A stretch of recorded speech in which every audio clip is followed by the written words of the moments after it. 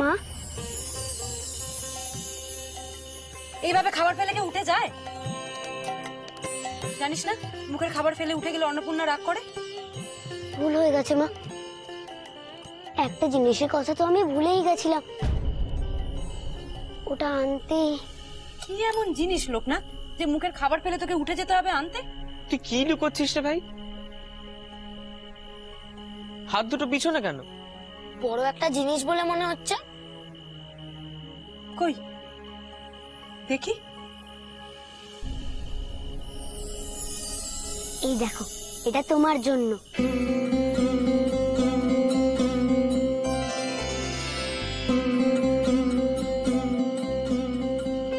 মা, এটা তো খুব দামি শাড়ি রে লোকনাথ, তুই কোত্থেকে পেলি? বাহ, ভারী সুন্দর তো রে।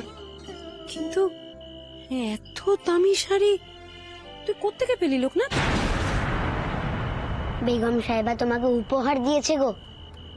বেগম সাহেবা দিয়েছেন?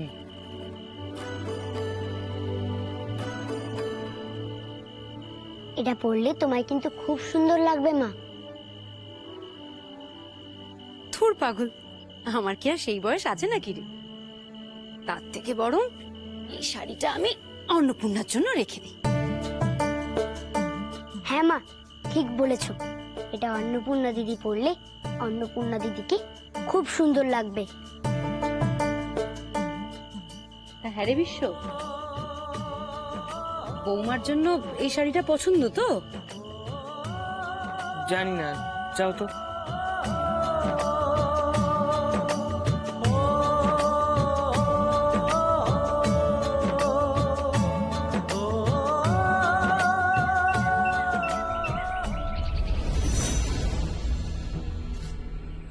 আমরা এদো পুকুরে চান করলাম।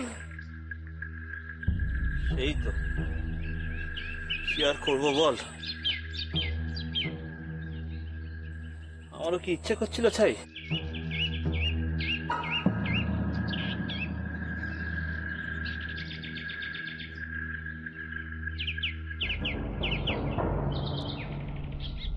লোকনাথ, এই লোকনাথ, কোথায় গেলি? জেনে লোকনাথ কোথায় আছে তুমি জানো কাকি? কেন রে এত সকাল সকাল ও বুঝতে পেরেছি, পড়াশোনার তোর নাম নেই, দুটোতে মিলে নিঘাত পাড়া বেড়াতে বেরোবি? না গো কাকি। না গো কাকি, তুই ভেবেছিস কি? হ্যাঁ, তোদের দুটোকে আমি চিনি না? তোদের দুটোকে না আমি হাড়ে হাড়ে চিনি, খালি ফোন দিয়ে পড়াশোনায় ফাঁকি দেওয়া। তা আজকে ফোন দিয়ে এসেছো শুনি? হ্যাঁ, ও মা, তুমি জানো না লোকনাথের কথা মতো জমিনা মশাই ওদের বলে দিয়েছে আজ তো জমিনা মশাই বোন ভগ্নিপতি প্রায়শ্চিত্ত করবে, দেখতে হবে না? কি বলছিস কি বেনি? লোকনাথের কথা মতো ওরা ওরা প্রায়শ্চিত্ত করবে? হ্যাঁ গো কাকি, লোকনাথ বললো বলেই তো। আবার নতুন কোনো বিপদ হবে না তো? মাধবী এমনিতেই তো লোকনাথকে দেখতে পারে না। হে ঠাকুর, তুমি আমার লোকনাথকে রক্ষা করো, রক্ষা করো ঠাকুর।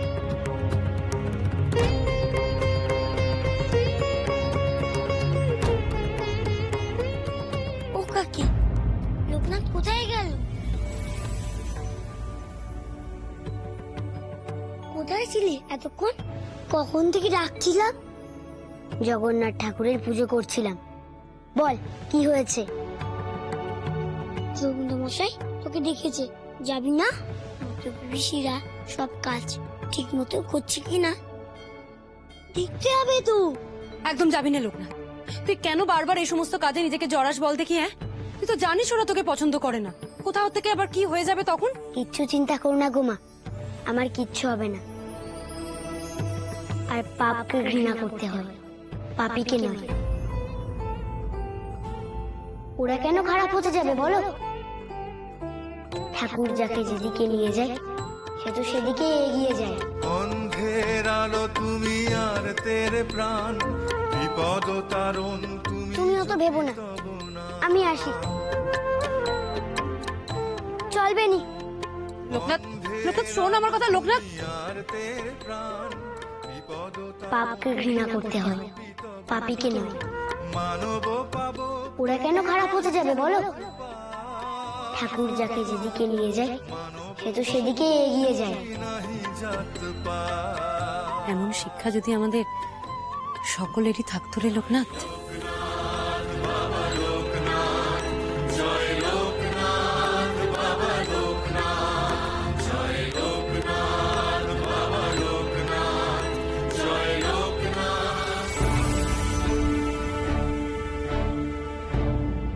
মা ঠাকুরান, আমি করে দেবো।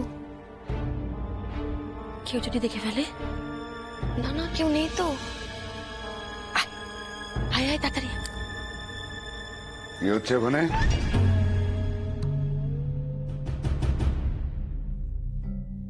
না মুখ্যদা, আমার কাজ আমি নিজেই করব।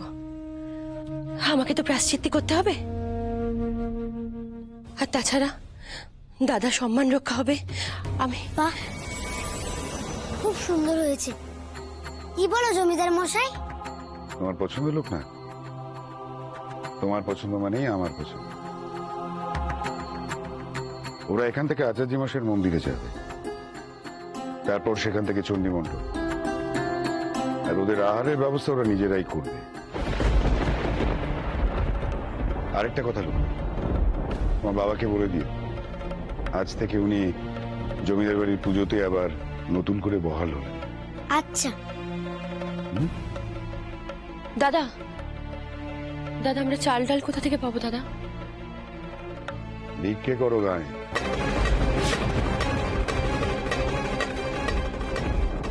পেয়ে যাবে মাধবী, জমিদার বাড়িতে থাকতে হলে এটুকু তো করতেই হবে, তাই না? এই শোনো,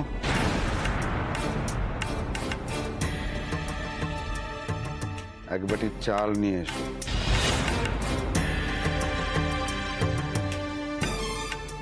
আমার তরফ থেকে ওদের প্রথম ভিক্ষে।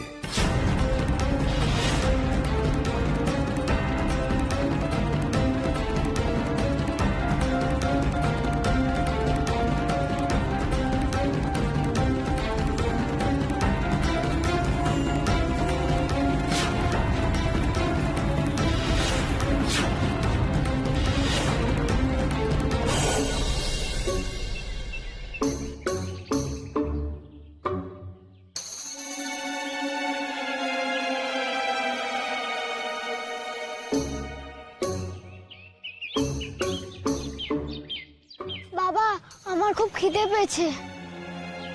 কি করি বলতো বাবা? আর একটু কষ্ট কর।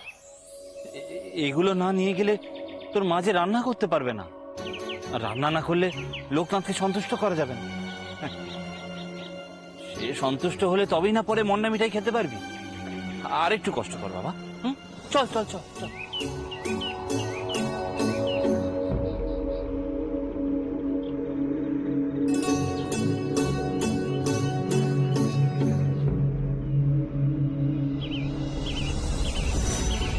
একটু চাল দেবে দিদি?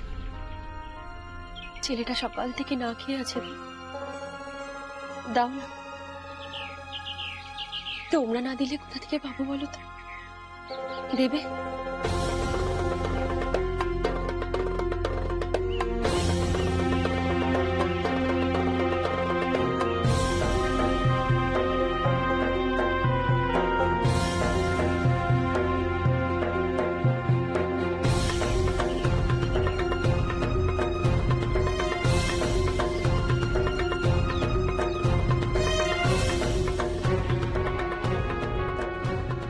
মা ঠাকুর, একটু চাল দেবে গো?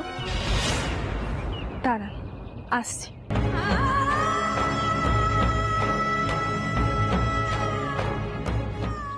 মাধবী, জমিদার বাড়িতে থাকতে হলে এটুকু তো করতেই হবে।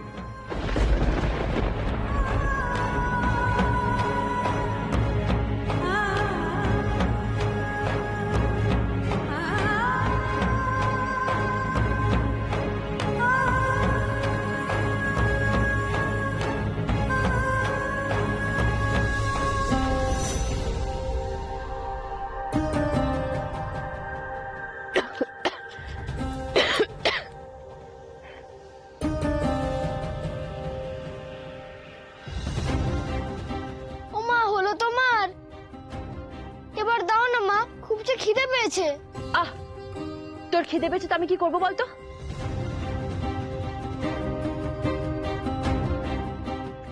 যা বাবা, বাড়ি বাড়ি ঘুরে চাল ডাল জোগাড় করে আনলাম। রান্না করতে পারছি কোথায়? বাবা,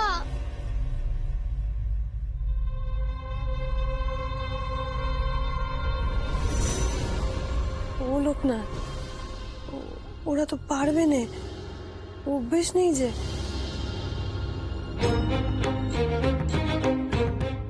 বলি আমি কি করে দিয়ে আসবো?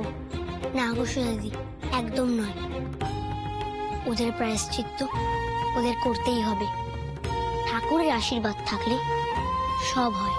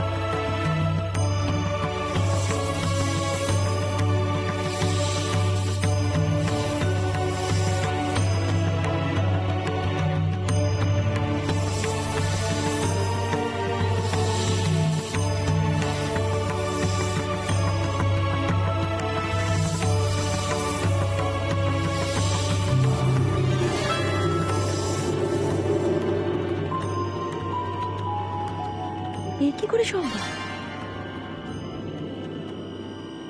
আশ্চর্য, লোকনাথকে দেখার সাথে সাথে সাপটা ফোনা নামিয়ে নিয়ে চলে গেল। নাও এবার ঘুমোও তোমরা, আর কোনো ভয় নেই। শুতে যাওয়ার আগে প্রতিদিন একবার ঠাকুরের নাম করবে, দেখবে সব বিপদ দূর হয়ে যাবে। শুতে গিয়ে মনটা কেমন করে উঠলো। ভাগ্যিস ছুটে এসেছিলাম, না হলে আজ কি যে হতো।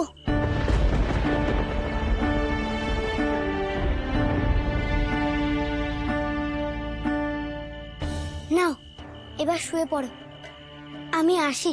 রনে বনে আছো তুমি, আছো অন্তরে, যেথা খুঁজে আছো দুর্গম প্রান্তরে। দিনের সহায় ওগো তুমি দীননাথ,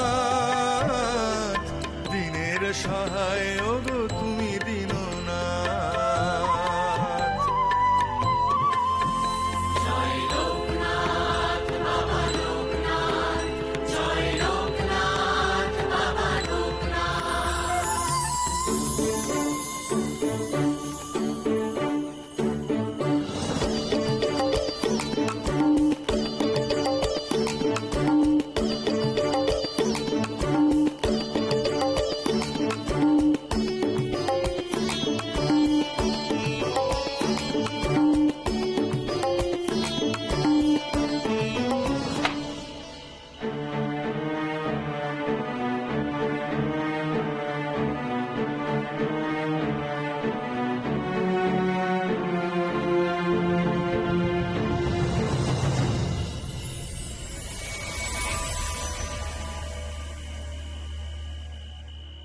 কিরে,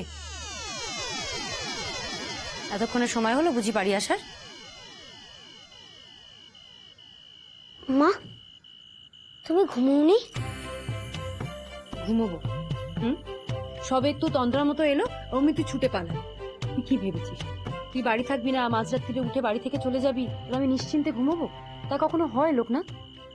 না মানে মা, কি ভেবেছিলি আমাকে বোকা বানাবি, তাই তো? লোকনাথ, মাকে বোকা বানানো কি এত সহজ রে? যাকে এবার খুলে বল দেখি, কি এমন রাজকার্য ছিল যে এত রাত্রিরে তোকে ঘুম থেকে উঠে চলে যেতে হলো? মা, মাধবী পিসিদের জন্য খুব চিন্তা হচ্ছিল। ওরা তো কোনোদিনও বাড়ির বাইরে এভাবে রাত কাটায়নি। যদি বিপদ আপদ কিছু হয়ে যায়, তাই তাই তুই মাঝরাত্রিরে উঠে চলে গেলি। বলি লোকনাথ, তোর কি কোনো বুদ্ধি শুদ্ধি নেই?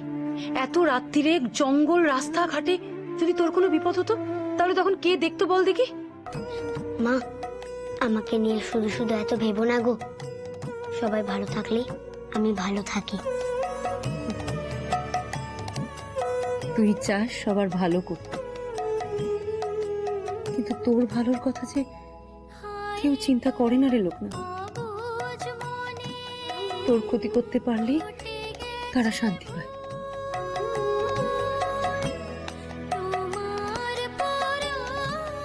এবার একটু নিজের কথা ভাব রে, অনেক তো হলো। মা, তুমি তো আছো, আমার কোনো ভাবনাই নেই। অমনি অমনি মুখে মুখে কথা, পাকা কথা পারে। অনেক হয়েছে, আয় তো এবার শুয়ে পড়।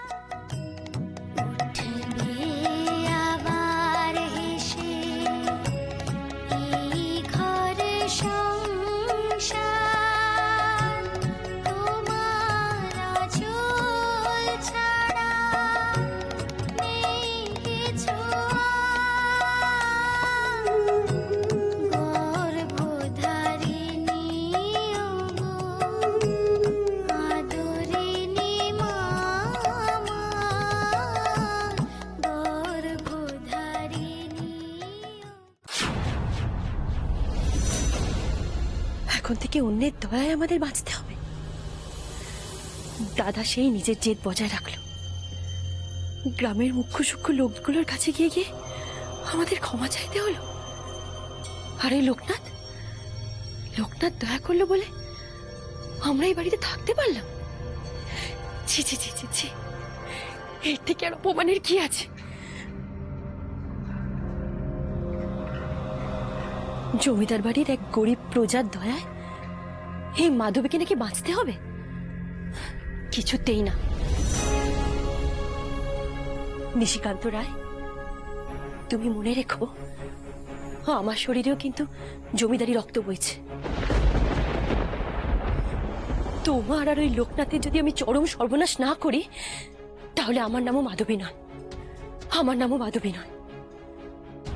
মাধবী, যা চরম ক্ষতি তুমি করতে চাইছো, সেই লোকনাথের জন্যই কিন্তু আজ আমরা বেঁচে গেলাম।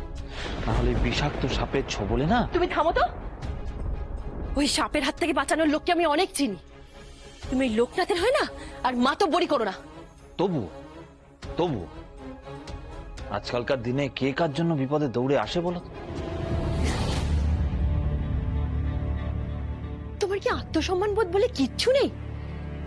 এত অপমানিত হওয়ার পরও তুমি এসব বলছো? হ্যাঁ, তোমার লজ্জা করে না? পারবে পারবে ওই লোকনাথ থাকলে তুমি এই জমিদারি নিতে পারবে? তুমি মাধব, এই অপমানের প্রতিশোধ আজ না হয় কাল ঠিক আমি নেব। তো তার আগে আমার তড়িতা আমাকে খুঁজে বের করা দরকার। আরে বাবা, রাজায় রাজায় যুদ্ধ হলে তবেই তো মজা জমবে। আর লোকনাথকে জব্দ করতে পারে একমাত্র তড়িতা মা। আচ্ছা মা, জমিদার মশাইকে যদি নবাব না ছাড়তেন তাহলে কি হতো? কি জানি রে বাবা, ওনার মতো ভালো মানুষ এই গায়ে আছে বলেই তো আমরা সবাই এত নিশ্চিন্তে থাকতে পারি। মা, আমার এই গায়ের জন্য খুব চিন্তা হয়। আবার কোনো বিপদ আপদ আসবে না তো এই গায়ে? কি করে বলি বলতো লোকনাথ, তুই যে কথায় আছে না, বিধির লিখন না হয় খণ্ডন। তুই অত ভাবিস না দেখি, শিব ঠাকুর আছেন, নন্দগোপাল আছেন, তারা ঠিক রক্ষে করবেন আমাদের। ঠাকুর তো আমাদের সব বিপদ আপদ থেকে রক্ষা করেন, তবু তবু তাদের ওপর আমাদের অবিশ্বাস তৈরি হয় কেন গো মা? কি জানি রে বাবা, মানুষ নিজের আখের গোছাতে না পারলে হিংস্র হয়ে পড়ে, তখন ভগবানকেও অবিশ্বাস করতে শুরু করে, আপন পর ভুলে মানুষের ক্ষতি করতে শুরু করে। উফ, তোর একের পর এক কিসের এত প্রশ্ন বল দেখি। হ্যাঁ, অনেক বকবক হয়েছে, এবার একটু ঘুমো দেখি লোকনাথ। এরকম করলে তো তোর শরীর খারাপ হবে লোকনাথ। বেশি ঘুমোলেই তো শুনেছি শরীর খারাপ হয়, আর আচার্য ঠাকুরও তো বলেন। শোন, ছেলের কথা শোন। আচ্ছা লোকনাথ, তুই কখন দু চোখের পাতা এক করিস বল দেখি। হ্যাঁ, সারাক্ষণ তো জেগেই আছিস।